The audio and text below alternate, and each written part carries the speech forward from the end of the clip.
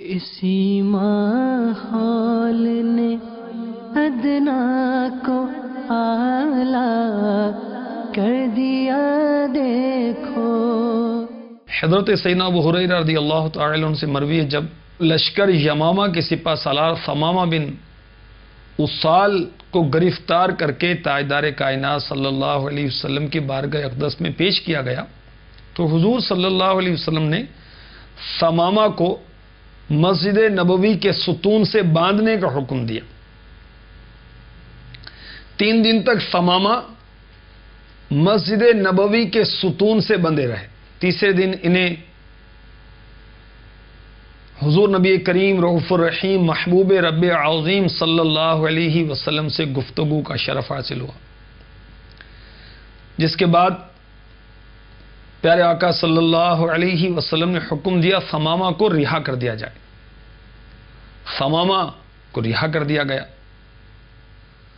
تو ثمامہ مسجد نبوی کے قریب کھجوروں کے ایک باغ میں چلے گئے، غسل کیا، پھر بارگاہ رسالت میں حاضر ہوئے، سر تسلیم خم کیا، ایمان کی دولت سے بہرہ ور ہوئے اور یہ تاریخی کلمات بارگاہ رسالت میں عرض کیے۔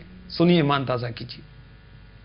یا رسول اللہ صلی اللہ تعالی علیہ وسلم، قسم رب کائنات کی، روئے زمین پر مجھے آپ کے چہرے سے بڑھ کر کوئی چیز ناپسند نہ تھی، مگر اب روئے انور کی زیارت کے بعد، چہرہ مبارک کی زیارت کے بعد، آپ کے چہرہ انور سے بڑھ کر مجھے کوئی چیز محبوب نہیں۔ ایمان لانے سے پہلے آقا علیہ الصلوۃ والسلام کے چہرے سے بڑھ کر کوئی چیز ناپسند نہیں تھی، ایمان لانے کے بعد آقا علیہ الصلوۃ والسلام کے چہرے سے بڑھ کر کوئی چیز محبوب نہیں۔ قسم رب ذوالجلال کی، آپ کا دین مجھے سب سے زیادہ ناپسند تھا، لیکن اب یہ دین تمام ادیان سے زیادہ پسندیدہ ہے۔ قسم ہے خدائے رحیم و کریم کی، مجھے آپ کا شہر سب سے زیادہ ناپسندیدہ تھا، لیکن اب آپ کا شہر دل نواز مجھے تمام شہروں سے زیادہ محبوب ہے۔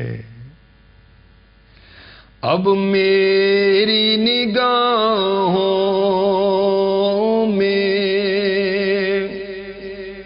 جچتا نہیں کوئی، جیسے میرے سرکار ہیں، ایسا نہیں کوئی، نہیں کوئی،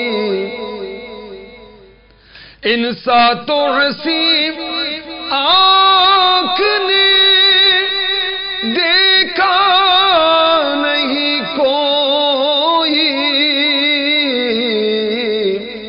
یہ شان لطافت ہے، سایہ نہیں کوئی۔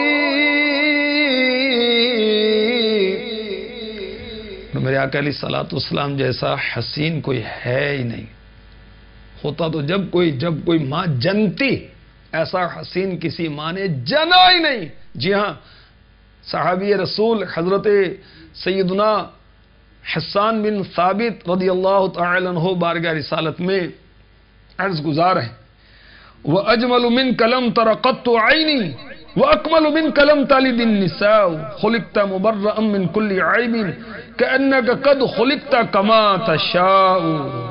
یا رسول اللہ صلی اللہ تعالی علیہ وسلم، آپ سے زیادہ حسین و جمیل میری آنکھ نے کبھی نہیں دیکھا، آپ سے زیادہ صاحب کمال کسی عورت نے جنا ہی نہیں، آپ ہر عیب سے پاک پیدا کیے گئے، گویا آپ ویسے ہی پیدا کیے گئے جیسے آپ چاہتے تھے۔